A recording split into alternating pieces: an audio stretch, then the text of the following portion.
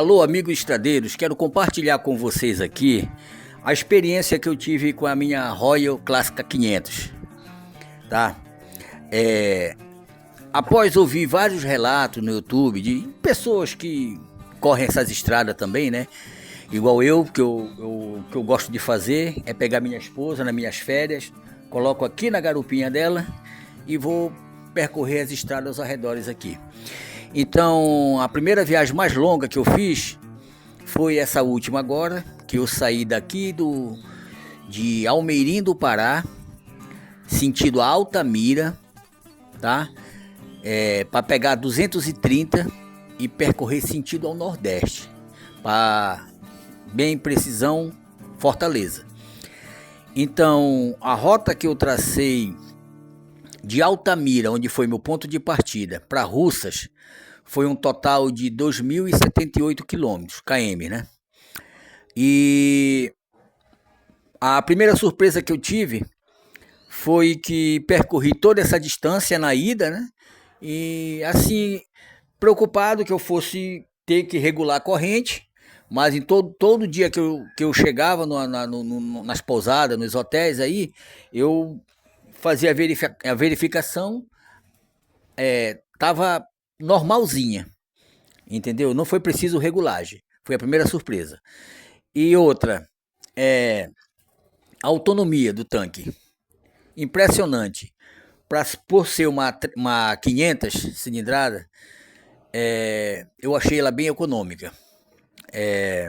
Fizemos na faixa de... Primeiro eu vou falar para vocês o peso que nós levamos de bagagem, né? Os 2 alforjes traseiro, 2 alforjes dianteiro e a bolsa estanque que ficou em cima do tanque, que eu adaptei lá em cima. Somando um total das bagagens e nossa, eu com 76 quilos, minha esposa com 60, e eu calculei na faixa de 50 quilos de bagagem, que soma um total de 186 quilos.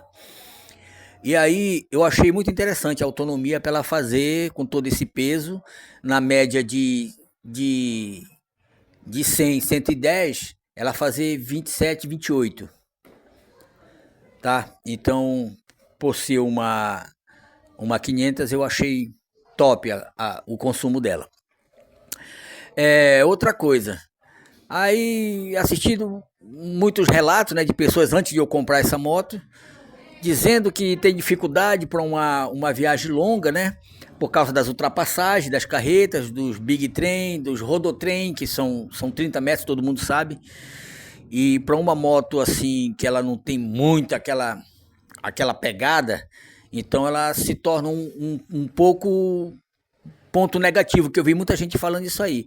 Só que, na minha experiência que eu tive com ela, foi muito satisfatório para mim, porque com a velocidade que eu ia, 80, 90, quando eu precisava ultrapassar uma carreta dessa daí, poucas vezes eu reduzia essa moto para me ganhar velocidade. Eu só fazia enrolar o cabo. Eu enrolava o cabo aqui, meu amigo, e ela fazia o resto. Então eu percebi que a moto ela tem um fôlego bem grande mesmo, vamos supor, de 90 para ela ganhar 120, 130, que é aquela velocidade que a gente precisa rápido para sair do deslocamento ali do lado da carreta, para você voltar para a faixa de segurança, para a faixa da mão da gente com segurança, né? Então eu percebi que não era toda aquela negatividade que estavam falando não dela. Aí que entra a coisa, né? Eu acho que o problema está muitas vezes atrás desse guidão aí, quem vai pilotando. Essa questão de achar ela que é fraca, né?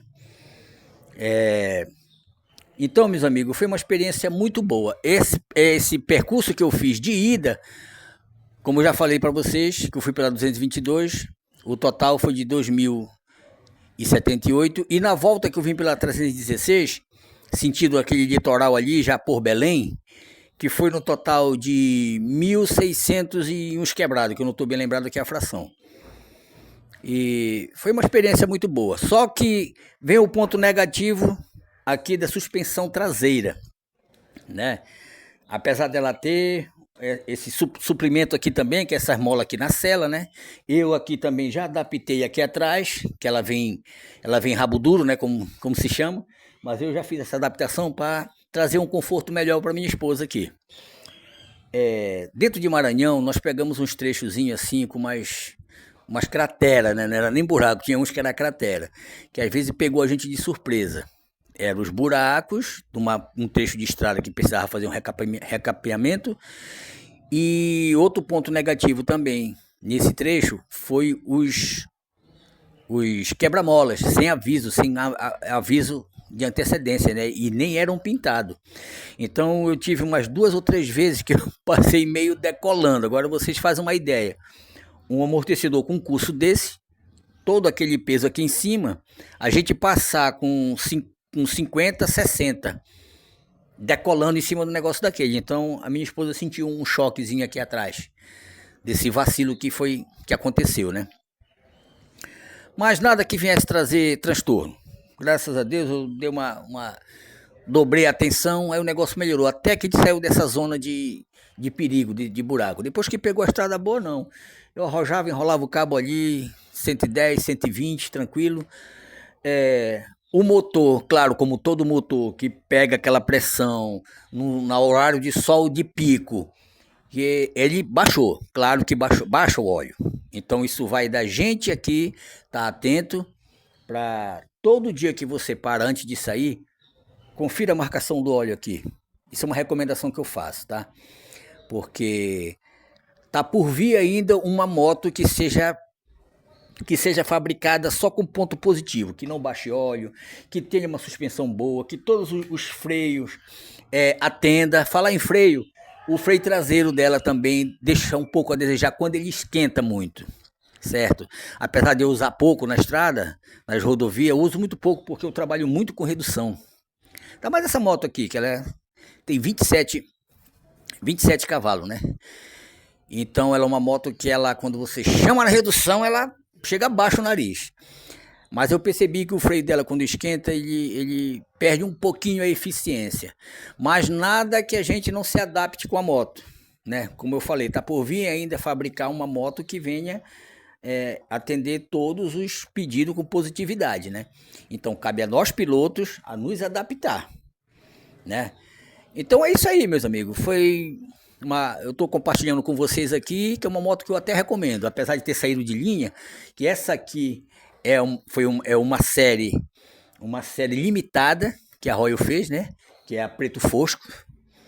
E em inglês não estou lembrado agora no momento, mas é uma série limitada. Então é uma moto que onde você passa, as pessoas realmente dobram o pescoço, não tem jeito. Tá, meus amigos? Valeu aí. Então eu ainda quero rodar, se Deus quiser, ainda mais com essa moto, porque ela é a máquina. Valeu.